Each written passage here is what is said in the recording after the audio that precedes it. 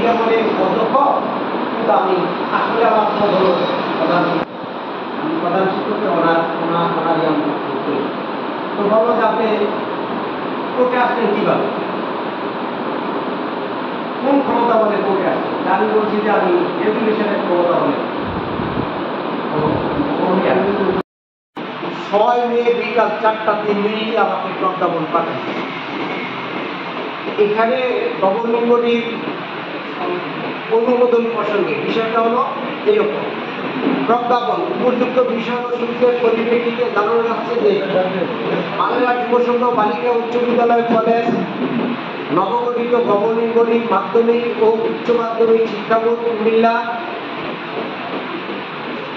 প্রবিধানমালা 2009-এর 9 প্রবিধানমালা মোতাবেক প্রথম সভা অনুষ্ঠানের তারিখ হতে পরবর্তী 2 বছরের জন্য প্রবিধান অনুযায়ী সভাপতি মনোনয়ন সহ নিম্নোক্ত গভর্নিং বডি অনুমোদন দেওয়া হলো।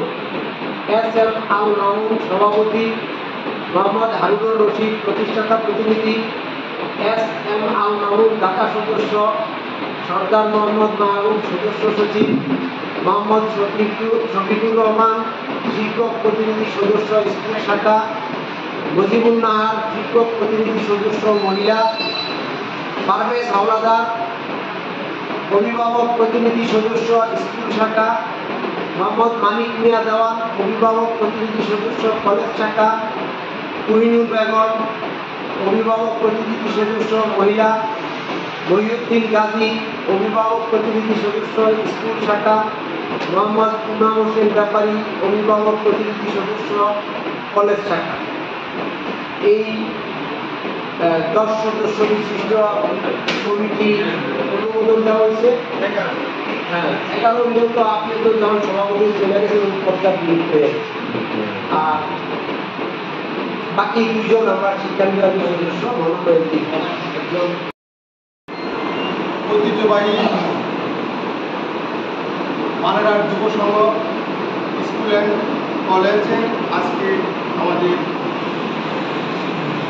প্রথম সভা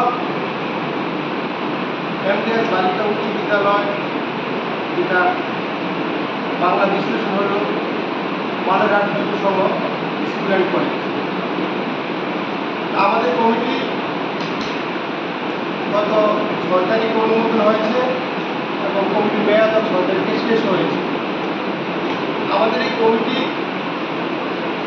অনুমোদন এসেছে, কিন্তু আমরা প্রথম সভা করি নাই, বিধায় আনুষ্ঠানিকভাবে ওইভাবে ঘোষণা করি।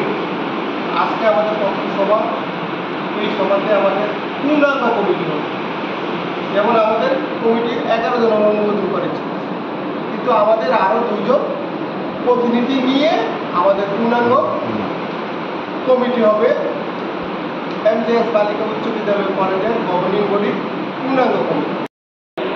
আমার জানা মতে যখন এই এস.এম. মোহাম্মদ সুমন সরকারি কলেজের স্কুলে দায়িত্ব নিলেন, ইনশাল্লাহ তাদের কমিটি সকলকে মিলে এলাকার লোকদেরকে মিলে কলেজ উপনীত করেছেন এবং স্কুলের বিভিন্ন উন্নয়নমূলক কর্মকাণ্ড করেছেন। কিন্তু প্রতিষ্ঠান থাকতে হবে,